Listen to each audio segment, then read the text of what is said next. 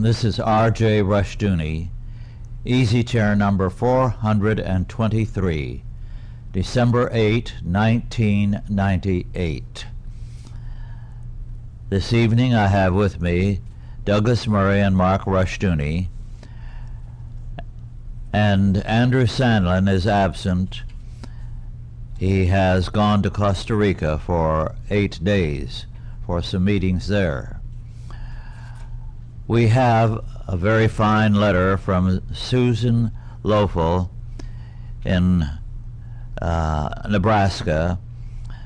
She has written us some outstanding questions, and this one is no less so than the others.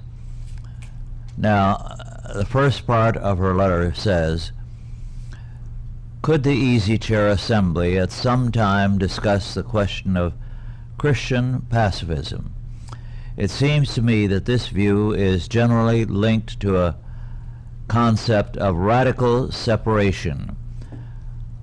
What is the history of this belief in the Church?" Well, I would have to begin by saying that you are a very perceptive and highly intelligent person, Susan, because that's exactly what led to the conception of Christian pacifism, a radical separation between the church and the world. As a result, the radical Christian pacifism did not come in too early.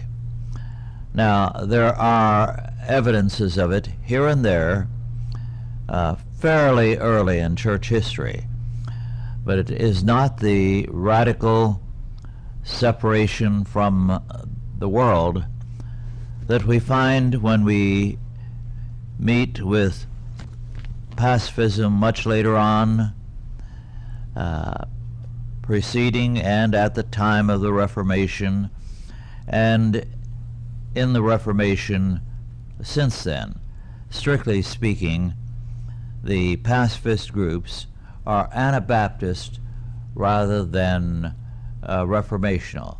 That is, they belong not to the Lutheran, Episcopalian, or Reformed and Presbyterian branches of the church, but are a part of the late medieval pietism, so that properly to discuss the kind of theologies that prevail in the Western world, we would have to say they are Roman Catholic, Protestant, and Anabaptists. The groups that we think of as Baptists are half Protestant and half Anabaptist. The Anabaptists do believe in withdrawal from the world. Most of them are thoroughly pacifistic. We see them in this country in the Amish, in the Mennonites, and in several other smaller like groups. They separate from the world totally, from the world's schools. They have their own Christian schools. They do not marry outside of their church. So they are radically withdrawn from not only the humanistic world, but the world of the church, the Protestant and Catholic churches. Now, what is involved in this concept of a radical separation? If you believe in radical separation, your hope is totally in the church, not in the world, humanly speaking, that is. You don't look to a Christian state to accomplish anything. As a result, you will have nothing to do with the state, and therefore you are pacifistic. Their pacifism is derived from the fact that they despair of a state accomplishing anything.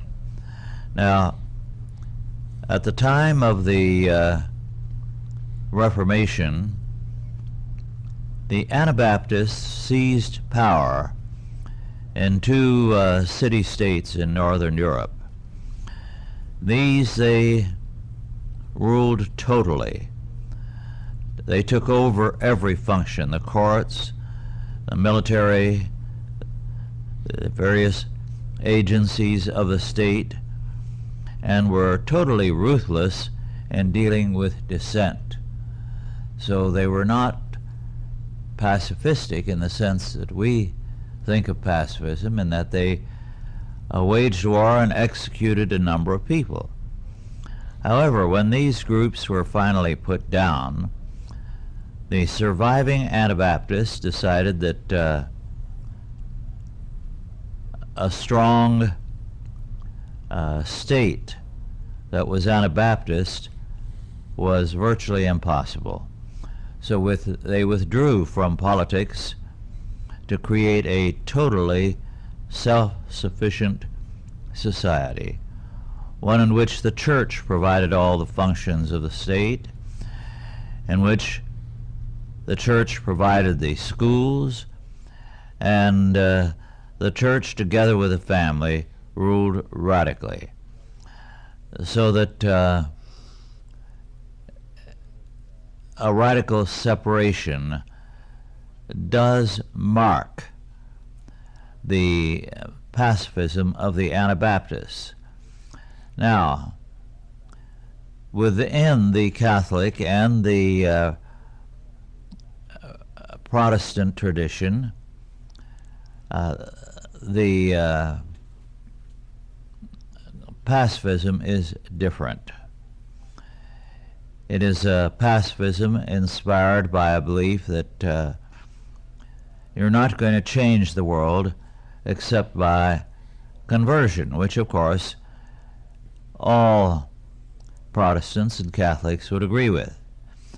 The point of departure is that because the world is in a very clearly fallen estate, there is never any hope for the Anabaptists of converting it.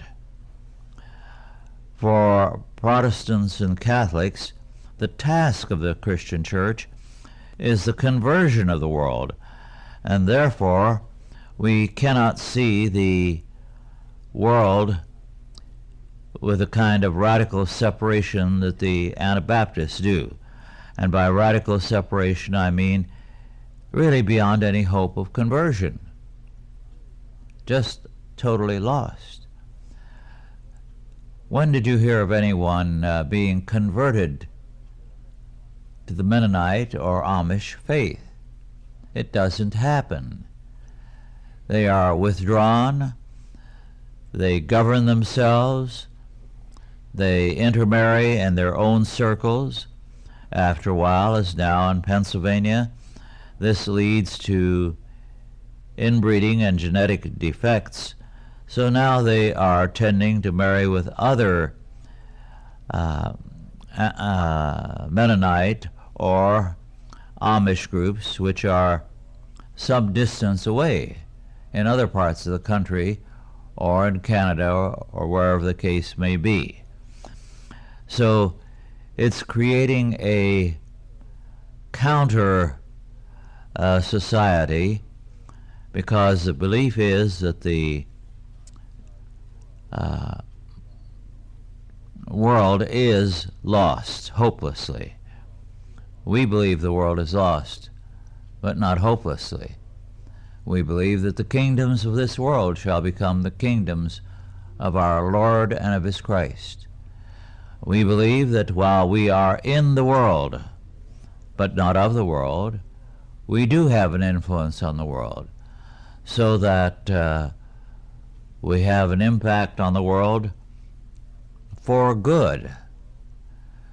We do influence the political parties, the public schools, and much, much more, so that it is not a case of warfare in the Anabaptist sense of total irreconcilable differences, but of a group which needs Christ, and we are there to offer an alternative, and we are very ready to receive them. Now, occasionally, you do hear of some Christian schools which will not accept children from non-Christian families. That indicates something of the Anabaptist or Mennonite or Amish influence. That's their position. However, most do accept them, provided they meet the standards. I know one very fine school system in an eastern city in New York State, Lutheran, would accept children from non-Christian homes, but make clear the kind of teaching they would have, the chapel attendance that was required, and say that we will take your children if they will participate fully in all these activities without question. Whatever they may think at home, they are to keep at home, but they are not to try to propagandize our Christian children. And with that, it works very, very successfully. So this is the background of the problem and the rather radical separation which marks the Anabaptist heritage. Now, do you have any questions or anything to add to this? Could you say something about the theology of the Amish? Most people only know the Amish by their the outward characteristics of their subculture and what they don't do. What is their theology? And where do they, I understand their elders are extremely powerful, and they sometimes dictate what is allowable and which is not. Different communities of Amish have slightly different rules according to what their elder will allow. And why do they hold to such a strong view of the authority of their elders? Yes, you're very right. Some of the groups, such as the Hutterites, Hutterites, in the Dakotas and in Canada, have a very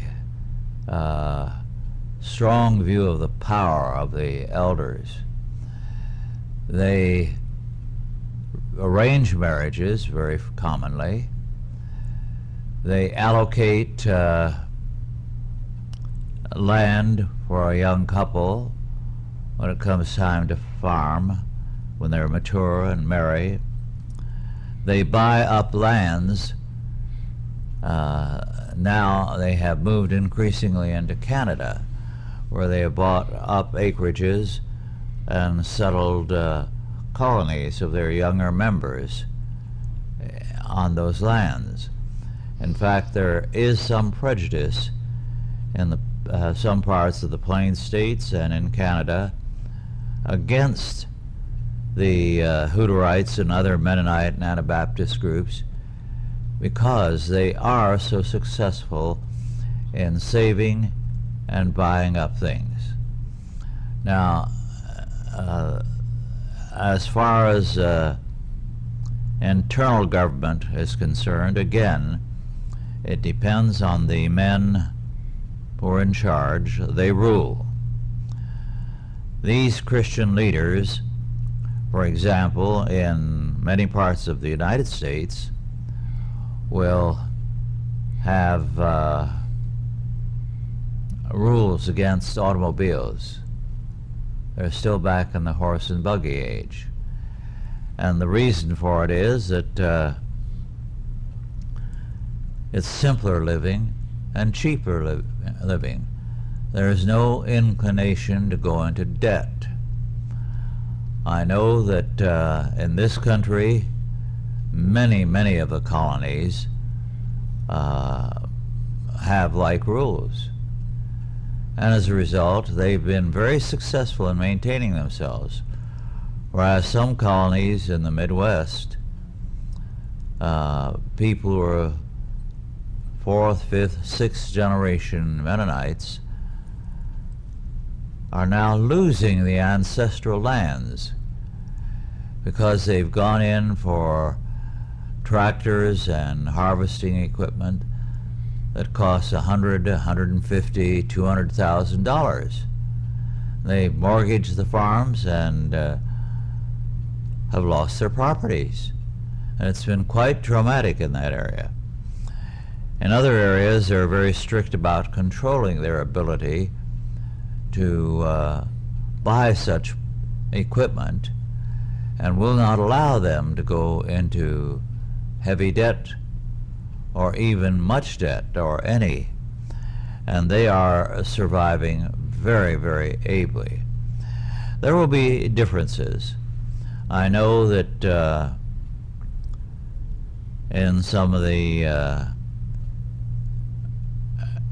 areas of Central California and San Luis Obispo County and adjacent areas, the Mennonites there are very strict, but they're not opposed to automobiles nor to guns. A lot of Mennonites never have any guns, but that's an area of a lot of wildlife like mountain lions, and many of these Mennonites as ranchers have become very able sharpshooters because they have to keep some of the wildlife down. But in any case, they hold to the same theology, the same pacifism, to the same radical separation from the world. There are some exceptions in areas such as Nebraska and Iowa among Mennonites whose bishops have become unduly influenced by other churches through councils of churches activities. The various councils of churches became very friendly to the Mennonites in the 30s because of their pacifism and of the sympathies that the liberals had for pacifism, which at that time was predominantly in modernist circles, based on modernist premises, unlike those of traditionally Mennonite groups or Anabaptist groups. As a result, they were less interested in Christian schools. Now, whether they have been able to weaken or destroy the historic roots of the Mennonites, I don't know. I do know that some of the same modernism has been creeping in of late in some of the San Joaquin Valley colonies. This could destroy the Anabaptist groups in due time. Yes. Is there, do you know of any authoritative census of all of these various groups over time that would show whether or not they are increasing in numbers or decreasing in numbers? They are increasing numerically, but it's purely an increase by birth rather than conversion. They're not interested much in converting peoples. Occasionally, rather rarely, they'll have someone, but most of the converts tend to find the life too rigid. The Mennonites or Amish who leave their colonies usually come back. They find the world outside too unfriendly and competitive. There isn't the same helpfulness one towards another. You must realize that in some groups, as the Hutterites, they live, as it were, in dormitories with, as it were, apartments within the dormitories assigned to families. And they all eat together in a common dining room with the pastor as the head of the group. There was an interesting film a few years ago, which can probably be gained on rental. I think the title was Holy Matrimony, something like that. There's an About a Canadian colony. This young man who leaves it and goes bad. And it was a fair and sympathetic portrayal. I think there's an interesting parallel between What's that? There's an interesting parallel, it seems to me, between the radical separation groups and other groups that tend to cloister themselves, such as you see over time people that spend a life of crime, that go to prison. Often when they get out into society, they can't handle it. Yes. And they will go commit some petty crime just so that they can get back into jail because they feel protected there. Also, I noticed in the Army, I spent a few years in the Army and of course couldn't wait to get out, but I noticed that there were quite a few people who liked the protection, liked this enveloping protection that they felt of being part of a group with a purpose, being told what to do, the common meals, the common sleeping barracks and so forth. And many of them, when they their time came to get out, they wanted to stay in, and they'd stay in for 20 years and 30 years, and they had to be kicked out kicking and screaming sometimes after 30 years. They didn't want to leave the protection of that group. Yeah. I just wonder if this is something where you know, the people that leave and then go back to these groups, if they because they have been conditioned from birth, they're not able to live in the real, you know, in the outside world. Yes. In our world today, if you're having serious problems, it's hard to find anyone outside of your family who's sympathetic or concerned. And even within your family, it can be that many of the members are not that concerned. They may feel you have it coming to you, whatever trouble you're in. So there's a world of difference. Mm-hmm. Now,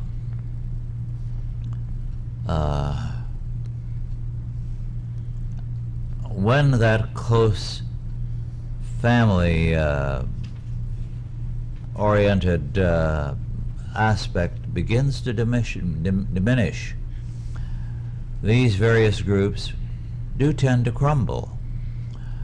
The most notable of the Anabaptist groups, in fact, almost the very first in this country, were the Quakers. It's hard for us to think of the Quakers in that sense, because about all they have left of the old ways is a belief in pacifism. Theologically, they are virtually all modernists, and as a result have almost no ties with the other Anabaptist groups. Now, this isolates them from other Anabaptist groups and leads them closer to the liberal modernist groups, so that they're very, very unwilling to face up to their past and what it requires of them. The family and the church are very closely tied in Anabaptist groups. The family is not independent of the church, it's under the church, but it is very happy to be under it. It rules over its members in strict compliance to the rules of the church, and it thereby creates a very remarkable society. A good many years ago, around 1960, I read an interesting work on the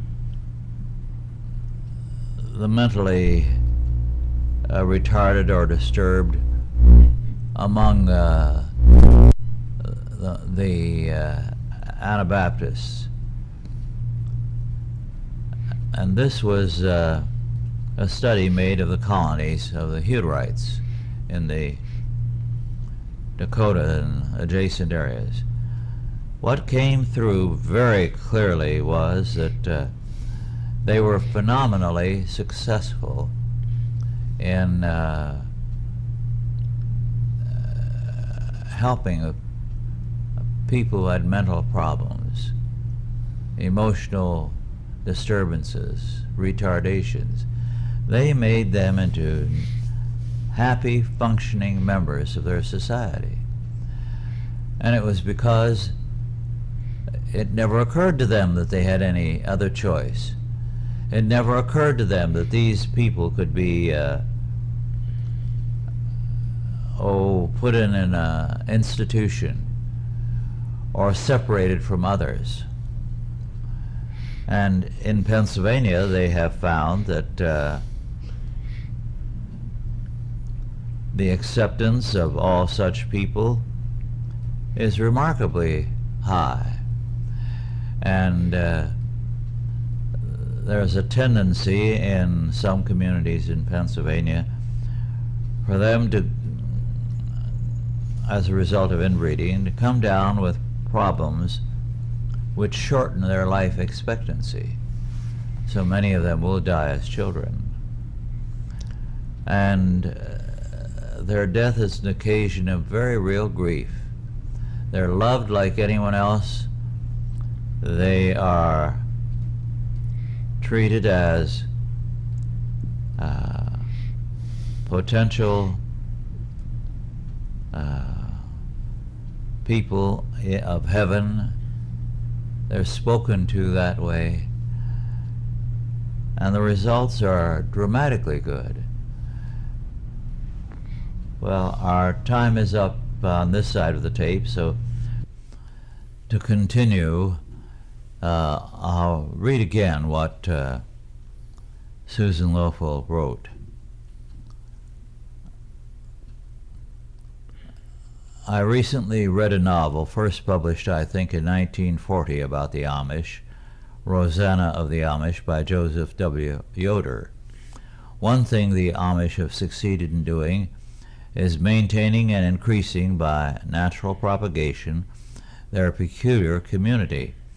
I have read the admiring comments of Dr. Alan Carlson about the Amish. He believes that their avoidance of public schooling and also advanced schooling has been critical in their success in preserving their family-based society.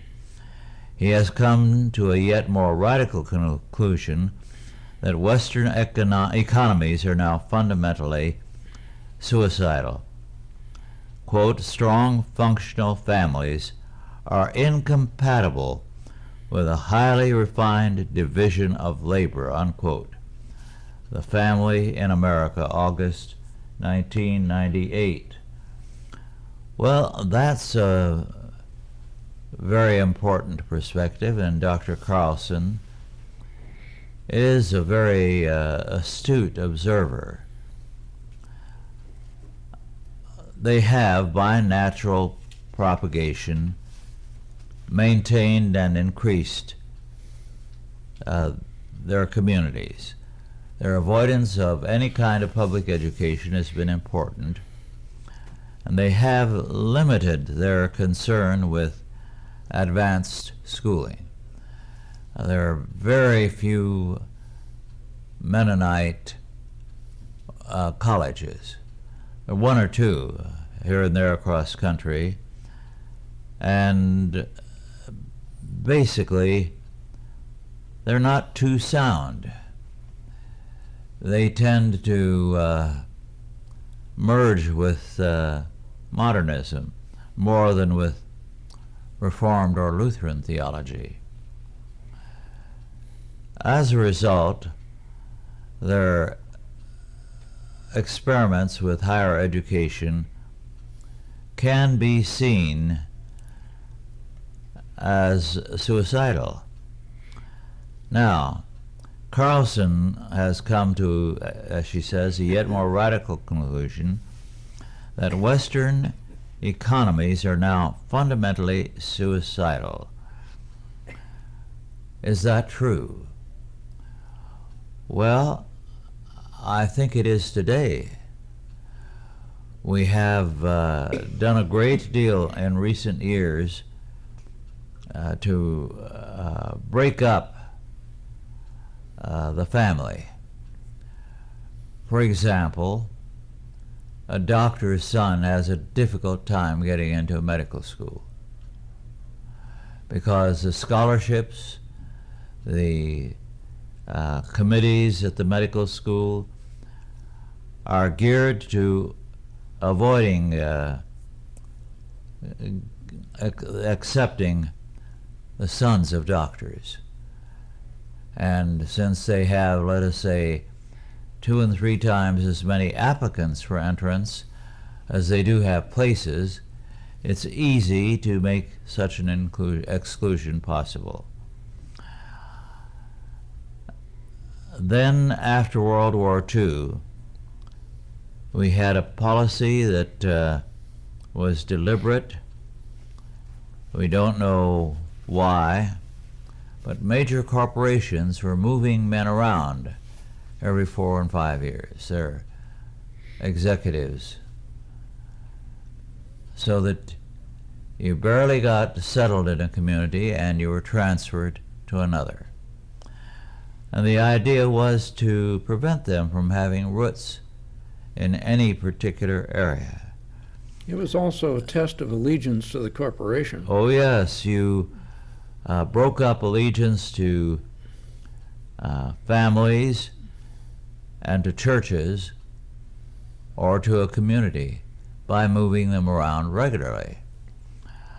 I was interested when, after the war, in the early 50s, I left the Indian reservation and came to a small city in California, to a pastorate there, almost at once to be told by a very fine man whom I wanted to run for office in the church as an elder, that it would not be worth my while, because he said, I know that I'm going to be transferred every 3 to 5 years, so that we do not accumulate anything in the home that requires too much loyalty, such as certain antiques, and we are ready to move and buy whatever we need at the next place. Well, I found very quickly that that was commonplace. It was even dealt with in the Wall Street Journal, and in the 70s there were evidences that some men were beginning to rebel against that, refusing to be promoted. So we've had an anti-family, anti-basis in corporations since World War II. But as far as the question goes, do you think that our Western economies are now fundamentally suicidal in the sense that they are not agrarian-based and family-based and in the Amish sense? Because I don't. Are you suggesting that the answer is to go back to the Amish model? Because the Amish model doesn't allow really for reconstruction in any ways. It's not a progressive or a dominion-oriented means of operation.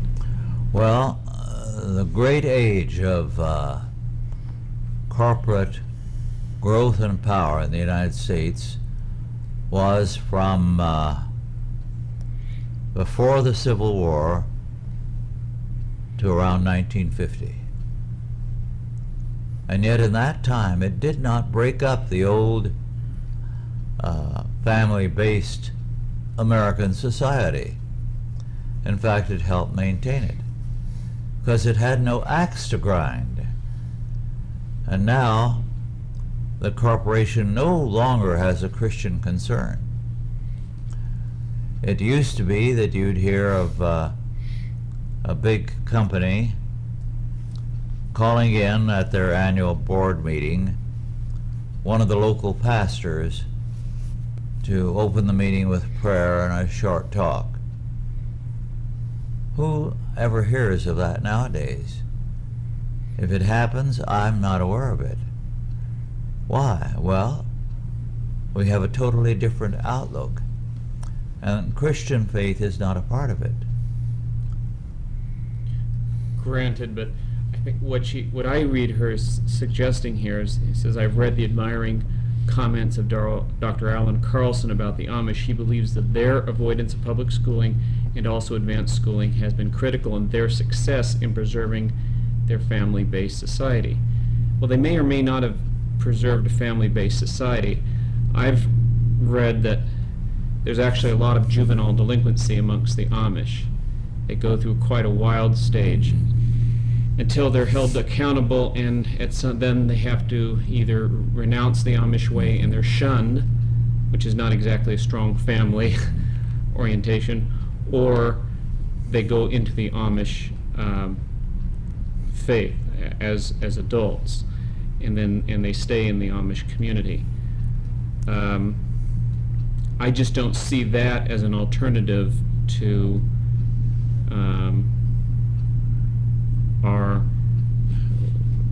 I don't see that as a valid means of a stable economy, the Amish way of life. I mean, as far as this, there's some stability and they preserve the way of life, but their way of life is really based upon an authoritarian regime from the church. And I don't think that's really a strong means of preserving. What they're preserving is rather an outward regime that's enforced upon them and upon threat of being shunned and leaving the life they've really known. So it seems to me it's almost like the military regime. Yes. Things work well in the military if you follow orders. If you don't follow orders, you're kicked out or you're disciplined severely. It has its strengths, and the military has to have that authoritarian regime in time of crisis because they have to have people who will follow orders. I just don't see the Amish means as the proper alternative to the problems with our division of labor. Okay. I would agree. To illustrate, a good many years ago, I think it was the end of the 40s,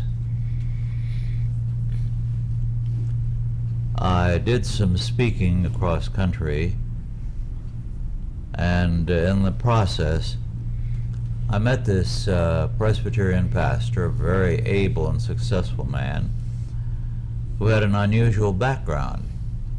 He came from a long line of Amish and had been a pastor, and he said, I believe it was in Idaho, he said, we had a summer camp for our young people, and it was in the mountains, a very lovely area, and he said next to us or nearby was another summer camp run by Presbyterians. And at that time, the Presbyterians in that area were still more or less Reformed or evangelical. And this man said, what shook me up was that in our summer camp, we had a continual problem with sex. Trouble with the boys and girls. We had to check their sleeping quarters every night, a time or two. And he said we'd wind up with some unwanted pregnancies. And he said, talking to the Presbyterian leaders of the campgrounds, and he said, this was one summer when I was in charge all summer long, I found they never had such a problem. And it shook me because I'd always looked down on non-Mennonite, non-Anabaptist churches. And it began a change. He said, we had created a situation where nobody broke with the church, no matter what they believed. It was a traditional sort of thing, not a personal faith. And so he said, I finally broke, and he said, I've seen much more real Christianity since then than I ever did all the years I was growing up. So I know Dr. Carlson. I think he overstates the matter. But the family-based society pretty much prevailed in the United States until after World War II. Most communities saw very, very few changes over the years. It was the same families and the same homes, the same farms, year in and year out. And with a low tax rate, they could stay there. So that at this point, I would say Dr. Carlson is not altogether right when he says strong functional families are incompatible with a highly refined division of labor. I think that's a serious overstatement. Well, his conclusion, I mean, taking into account that Western economies have all adopted abortion, and they've all forced women into the marketplace, into the workforce. If you kill the young and you force women into the marketplace and into the workforce, and you tax people to the point where they're forced to have both parties members of a family or working, it seems to me there's a point of diminishing returns out there somewhere. Mm-hmm. The birth rate drops, and perhaps that's what he's referring to as far as being suicidal. I don't think that can be blamed so much on the division of labors as is our acceptance of a whole host of other ideas, including, well, for instance, high taxes alone that require working two incomes to maintain this standard of living. So it's a little materialism saying I have to maintain the standard of living, plus the government's high taxes, estate taxes, and so forth that robs each generation. There's a lot of other factors that can't be entirely laid at the foot of the whole concept of division of labor. I think you could have a Christian society with division of labor if we didn't have some of these other problems as well. We often fail to realize how, while history always sees changes, rarely have we seen as many as in this century. All you have to do is to look at things mechanical the automobile coming in at the beginning of the century, then the airplane, and we have moved to computers. We've moved into highly different forms of society, so much so that on television they have repeatedly referred to traditional Medicare. That phrase has been used repeatedly, traditional Medicare.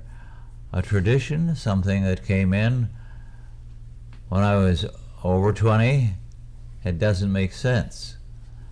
But anything else is ancient history, it seems.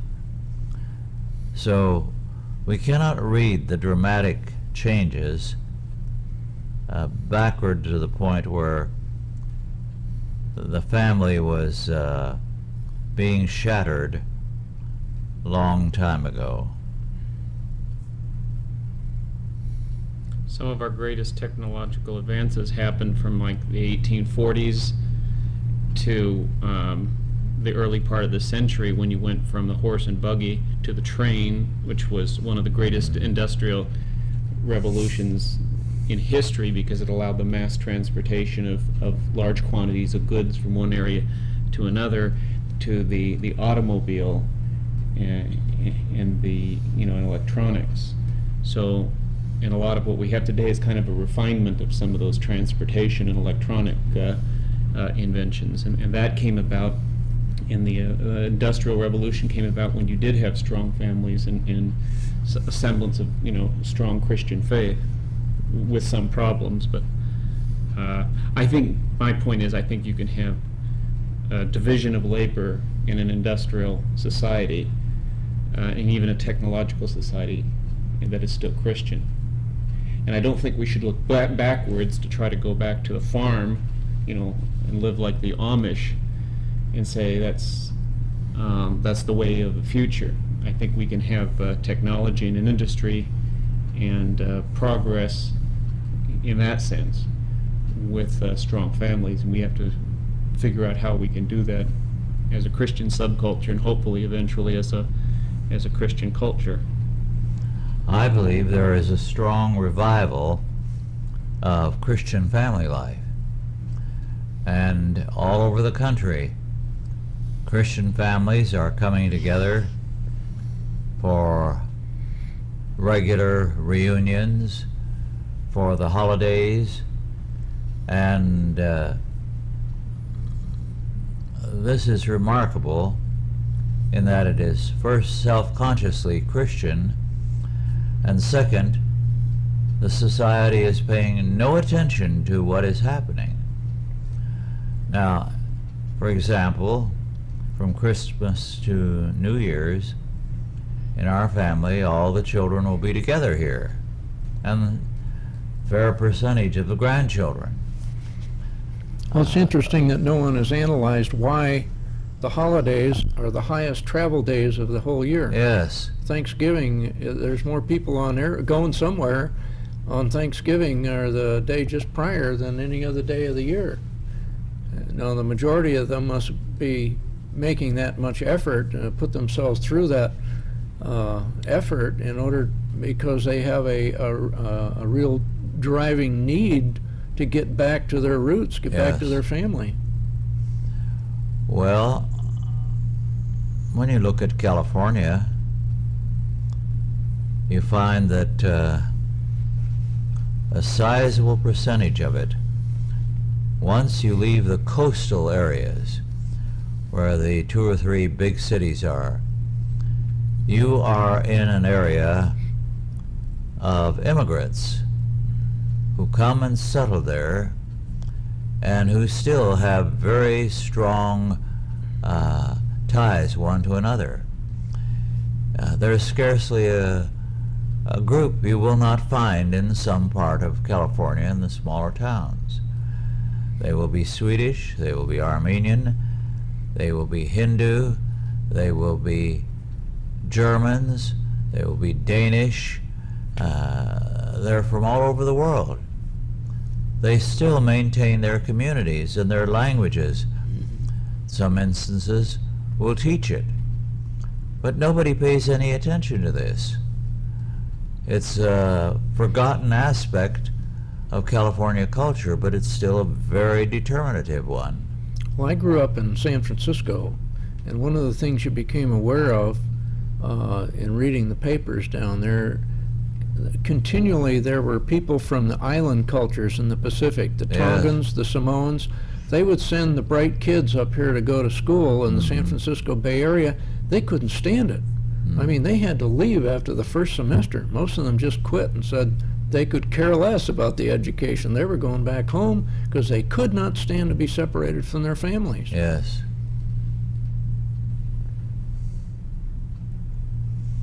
Well, it is very interesting to note how the family is disregarded today. We're still a family-based society. There are more parents providing funds for their children's education than the federal government can do. Now, that's an important fact. The family is still deeply involved in its children and grandchildren. But we've forgotten all of this. We have forgotten, for example, how even our big cities are divided, really. The federal government has been fighting the idea of a ghetto, but whether it is Los Angeles, San Francisco, or New York and Boston, Philadelphia, there will be an Italian area, an Irish area, an Armenian area, a German area, all with deep, deep roots, with churches that are oriented to a particular nationality. Michael Jones has written an excellent book about Cardinal Kroc in Vatican II, in which he points out that because the high churchmen, beginning with Cardinal Kroc, went overboard on integrationism and worked with the humanistic housing authority people to break up the old racially integrated neighborhoods, they contributed to the radical destruction of the Catholic Church in Philadelphia. These are aspects of our current world we don't want to face. But there is a regrouping. In some areas, churches that have been for generations Catholic and Irish, French and Catholic, and so on, have fought to regain control of a local church when the church was doing everything to break it up and integrate it. The whole idea being it is closer to a family orientation, and the families want a church in which they as families can thrive. Well, thank you for listening. God bless you, and we hope this discussion has been helpful to you.